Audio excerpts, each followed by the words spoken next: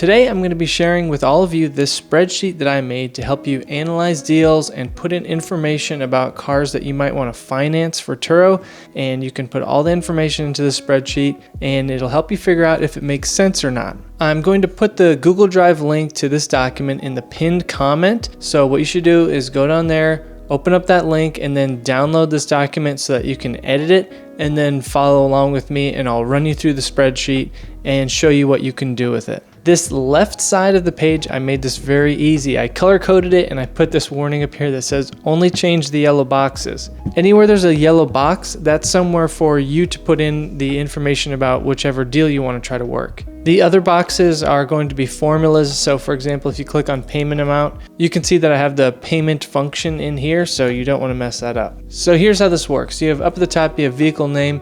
Let's say for example, you want to finance a Honda Civic or a Toyota. You just put the vehicle name up there. That is totally for you. And then in this box right here, we put the amount financed, and it's currently at 50,000. And I'm just going to change this really quick to show you what this is going to do.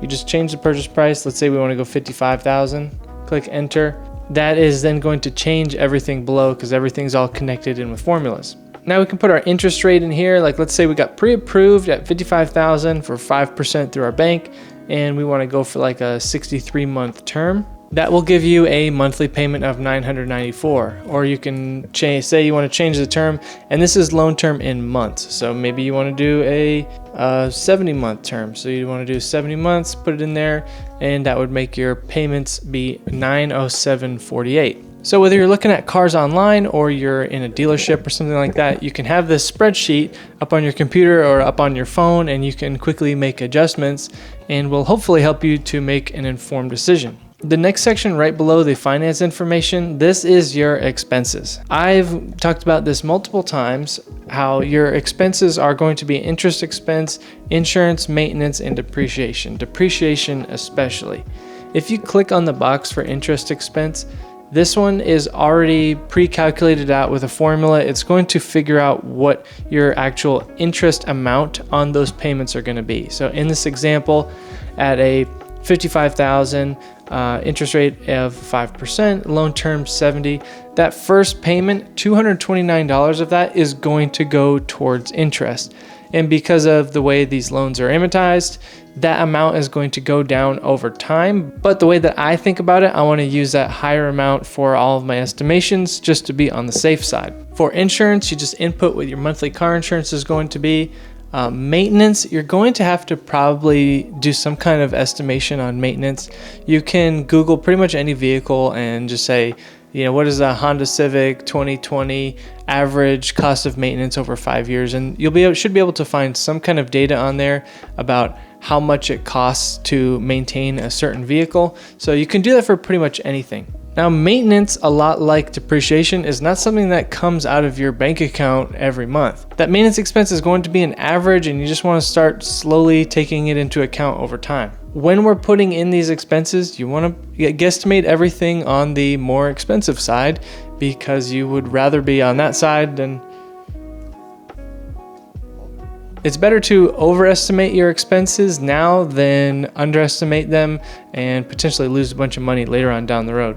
Depreciation is another expense that you are going to have to kind of figure out on your own. Depreciation is not exactly straight line, which means that the amount that the vehicle depreciates goes down a little bit over time. So in that first year that you have a brand new car, it's obviously going to depreciate a lot. And then as time goes by, it's going to depreciate less and less, but it's still going to depreciate some. Depreciation is another expense where it's definitely better to estimate on the conservative side and then be pleasantly surprised when you go to sell the vehicle later on. It's a lot better to do that than to underestimate depreciation and be very upside down in the vehicle later on. A good way to estimate depreciation is to look at a specific vehicle that you're thinking about buying and then look at the model year 5 years older than that and see what the approximate price those are selling for compared to what they were selling for new. Let's say for this example, we estimate that our vehicle is going to depreciate about $20,000, and we're going to estimate over 5 years or 60 months. So we're looking for that monthly depreciation amount. And it's probably a good idea to add like 15 or 20% onto whatever depreciation you think there's going to be, because you're going to have additional wear and tear with it being a rental. So for this example, we're going to add an additional 20%, which is going to be $4,000, to bring total depreciation to $24,000 over 60 months. We're going to click enter, and that's going to estimate our depreciation expense on this vehicle to be about $400 per month. After we have all of our expenses in here, we can see that the average monthly cost to own this vehicle is going to be about $754. So that means we need to make more than that $754 every month with this vehicle to either build equity or get some kind of cash flow. So that moves us into the next section of this tracker, which is trying to figure out if you're going to be able to recoup that on Turo. Estimating your daily rate of what a vehicle is going to be is very difficult, especially if you haven't rented a vehicle before and you're just getting into a new area and you're not going to have any reviews. That's a challenge because you really don't understand the business and you don't know exactly what the demand is in your area. That's the same challenge that I faced, and I know that what I started out getting for daily rates is a good bit less than what I originally estimated. So if you're doing some kind of analysis and trying to figure out if this vehicle is worth it, what you want to do is, I would guess, again, probably a 20% lower of whatever you think that daily rate is going to be. So if you look at other cars on Turo and you think, oh yeah, I can get $100 a day easy for that, you want to estimate it at 20% less than that. So we're going to go $80 a day for that daily rate. So I have two percentages right here. The first one is just a daily rate as a percentage of the purchase price. So this is something that you want to look at when you're doing different analysis on different vehicles. Look at some economy cars, look at some SUVs, look at like the fun class of cars. Look at different types of cars and see what the estimated daily rate as a total percentage of the purchase price is going to be. That's going to help you figure out what your ROI is going to be on that vehicle. The other percentage I have on there is the occupancy rate. We have days per month right here, and we have days booked. Obviously, it's possible to get more than 20 days booked in a month, but it's pretty easy to do, so we're going to use that as kind of like our baseline estimation. So we have 20 days booked out of a 30-day month, which brings the occupancy rate to 66%, or 2/3. So at that daily rate, that brings the gross income, or just the gross earnings, to $1,600. That is your income that you've earned from rentals before any expenses. If you take a look at this formula, this one is average daily rate multiplied by the occupancy rate times the total days in the month. This next section down here is where you put your information about the protection plan that you choose. For example, I'm on Turo's 75 plan, which is their protection plan that Turo keeps 25% of the gross income. So I have the 25% plan fee right here. If you are on Turo's 90 plan, then you would put 10 right here. Basically, for this section, you're just putting the percentage that Turo takes of the gross earnings. So your adjusted gross income right here is the income after all your trips for the month, after Turo takes out their cut, and you are left with $1,200. When you get to the bottom, the summary section, we just have the monthly cost of ownership again, which is $754.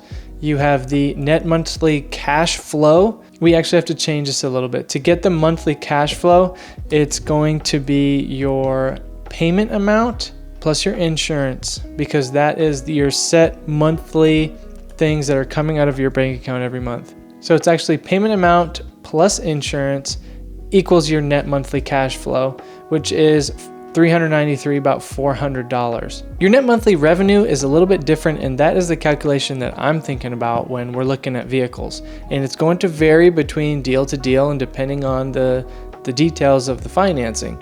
So net monthly revenue is your adjusted gross income minus all your expenses. And the thing that takes into account is any equity that's built in the vehicle. Every month when you make that car payment, some of it's going to go to interest, some of it is going to pay down the principal.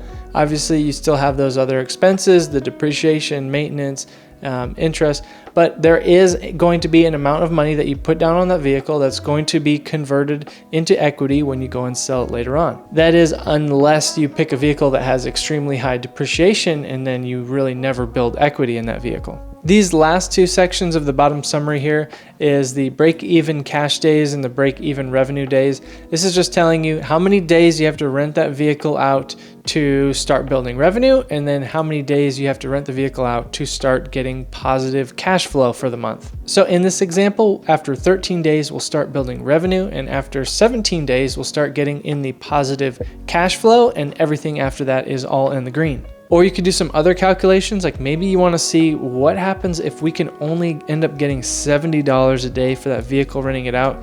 You can punch that in and you can still see if we rented it out with that protection plan, we'll still get $408 a month of cash flow and $338 a month for monthly revenue. And then you just have to decide, however your business is set up, is that amount of monthly income or that monthly payment, is that all going to be worth the time investment? I've also added this other section for you over here on the right. So let's say in February we made $3,500 and we did that over 12 trips. You can just throw everything into this tracker here and you can throw in whatever month you pulled in and how many trips. It will calculate your totals and your averages down at the bottom. If you think that this spreadsheet is going to be helpful for you, make sure you press thumbs up, and I hope to see you in the next video. Have a great day.